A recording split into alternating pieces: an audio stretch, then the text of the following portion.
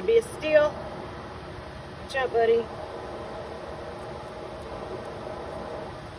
Here I am feeding my bearded dragons some mealworms, but most importantly, they are getting some calcium supplement.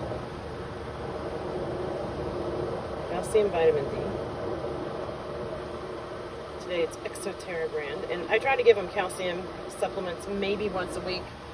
I have found and seen in different owners that too much calcium will bind their intestines and they'll have some digestive issues, especially obviously because the calcium powders, well, self-explanatory, it's a powder.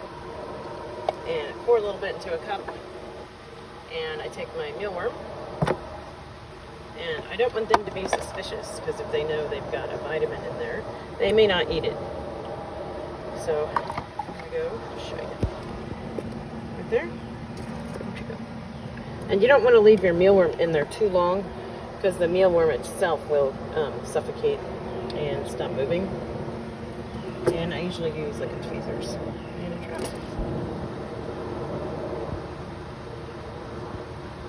And by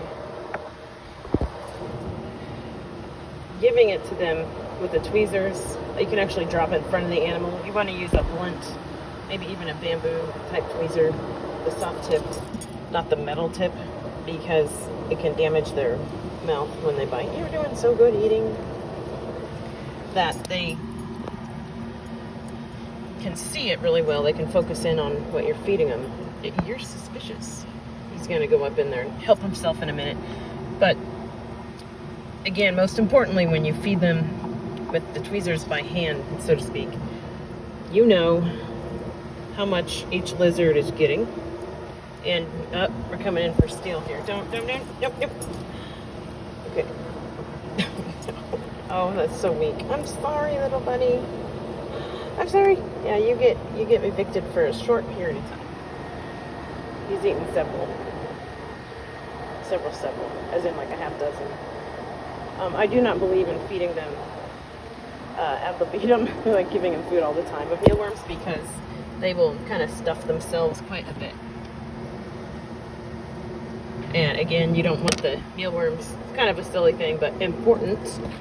You don't want your mealworms to escape, and yes, they're a worm. Well, it's a larvae of a beetle. But if you drop one, or one gets loose in the tank and you don't know where it went, you forget about it, you're going to have a mysterious beetle in your house at some point, and you're going to think you have a bug infestation, but in fact it's mealworm infestation. And I've had that a couple times where I figured out what was happening. So you put the lid on, and if you don't have the lid on all the way, or you say maybe you forget, there you go, that it's out, and you leave it out for a day or so.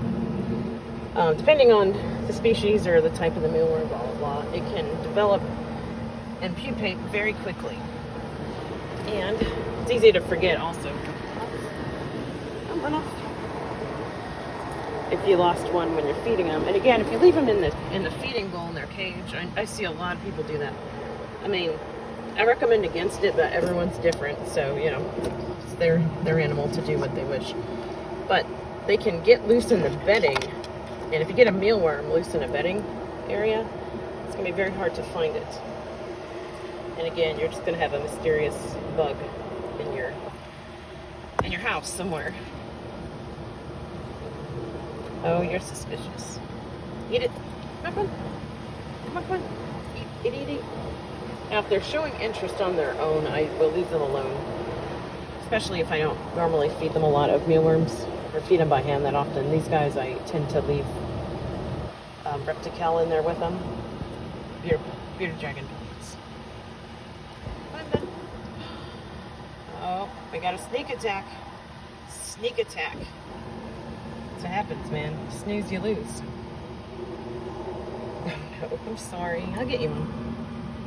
Now, as you can see, even an underdog like this little guy will come in and snatch up a mealworm. A hesitant eater will leave a mealworm, quote, unattended, meaning not in its mouth, and you'll have another one come up and take it. And again, the purpose of the mealworms today And in general, I give them mealworms by hand, meaning with the tweezers here, and cook them in calcium powder.